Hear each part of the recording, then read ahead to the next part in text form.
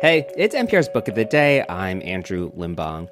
I think there's a difference between being a fan and being a fanatic, right? With the latter, your blinders are up. You are willfully choosing not to see any fault or any bad consequence of whatever it is you enjoy, whether that be your local sports team or reality television. And speaking of reality TV, that is the setting for today's novel, The Compound. It's about a woman who is on one of those shows where they get attractive people to live in a house together for weeks on end. It's written by Rawle, who I think is definitely a fan of reality TV.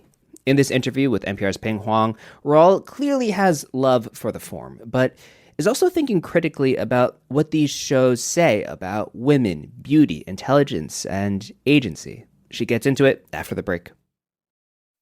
Support for this podcast and the following message come from Indeed. You just realized your business needed to hire someone yesterday.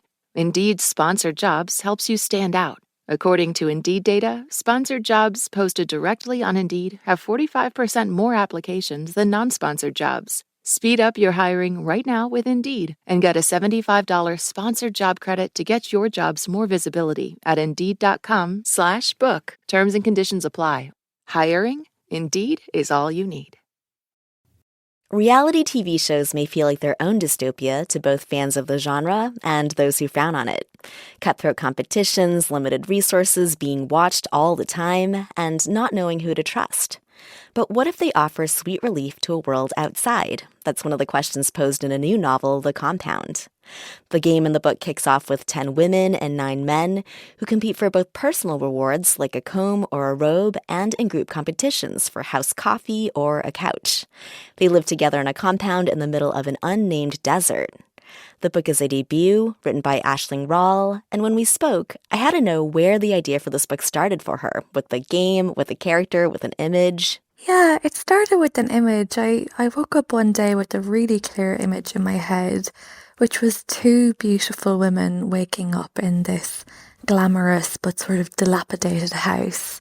And as they walked around the grounds, they found the sleeping bodies of other beautiful women. And I really was intrigued by that. And I wrote that scene and I was very curious as to what the context was and how this sort of absurd situation came about. So I wrote the next scene and then the next, and then it kind of took the shape of a reality television show. And then once I kind of had the rules established, the sort of characters took over and it took its own sort of life form. I also was curious, was there any particular shows that you were or are watching? Like, what kind of research did you do in crafting this world? My meticulous research was binge-watching Love Island over lockdown. That was it. And me and my housemates having sort of gossipy conversations during the ad breaks. There is a lot of terrific tension in the book. And unlike loads of other reality shows, the contestants here are forbidden to talk about their outside lives, and yet they have to share beds with someone of the opposite sex. So tell us a little bit about that rule. Yeah, I liked the idea that the show didn't care about the sort of individual. It didn't care about who you were. It kind of cared about how desirable you were, and that was the reason that you rooted for someone. It wasn't because you knew that they were a certain, age or profession or, education. It was purely how sort of desirable do they seem in this moment, who can they attract, and what sort of brands can they attract as well. And that even though the contestants don't know anything about each other, they do still seek a sort of hierarchy, and they do that through these tasks. And one of the first tasks that they have to do is rank each other according to their attractiveness. And this gives them an immediate sense of hierarchy, which is unbelievably vapid and superficial, but it's nevertheless binding for them. And they establish almost, within hours, this is the most attractive person here. They have the most power. One of the things that I really enjoyed was the self-awareness of the main character, Lily, and I'm wondering if you could read a passage for us. Yeah, so in this scene, it's just the girls in the compound at the minute. The boys have yet to arrive. and they're all sort of sussing each other out, almost like sort of desert animals sort of sniffing at each other, trying to find out who's the sort of threat and who might be an ally, and also trying to establish their own sort of place within this group of women. The truth is, we weren't interested in getting to know each other, not yet. We were assessing who was the most beautiful and who might cause trouble. At the same time, we were analysing what our own place in the group might be. Within minutes of speaking to the girls, I knew that I was one of the most beautiful and one of the least interesting. I kept smiling and chatting pleasantly while I examined the girls before me, comparing them to myself and trying to see them as the boys might. The main character, Lily, who's speaking there, Lily again and again is praised for her beauty, but she knows that it's not totally an asset in the game because people might think that she's soft or weak. Tell us about that, I guess, that tension within Lily in the game. As Lily kind of says to us there, which is quite a revealing thing so early in the story, and she doesn't give us a lot of information about herself, but she really does insist upon the reader that she's, beautiful and not a whole lot else.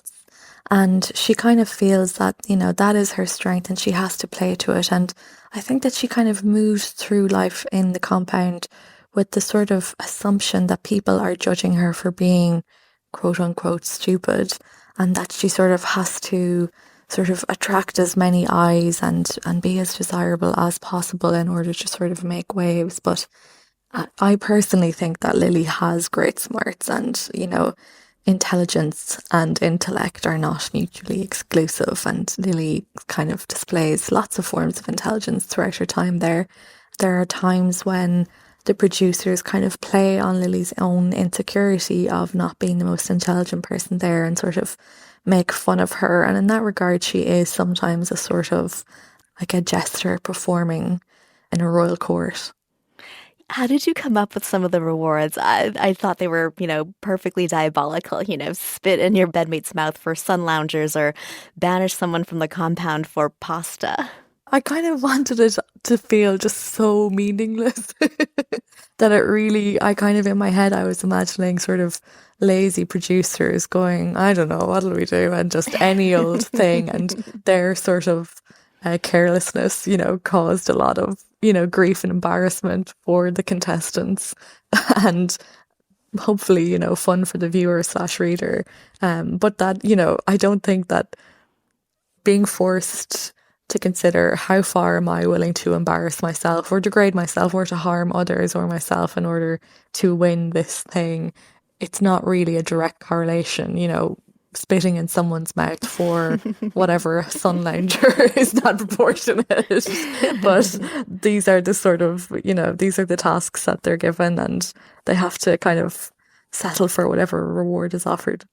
Is this an allegory for you? Do you think of it as a warning for what our future could hold? I think yes. I suppose The Lord of the Flies was definitely in my head when I was writing it, and that, even though this is a sort of fun in the sun story, the kind of sinister tone of the book to me isn't a symptom of a reality television show, more so a symptom of a sort of more naked look at late stage capitalism. Aisling Rawle, her new novel, her first, is The Compound. Aisling, thank you so much for joining us. Thank you for having me.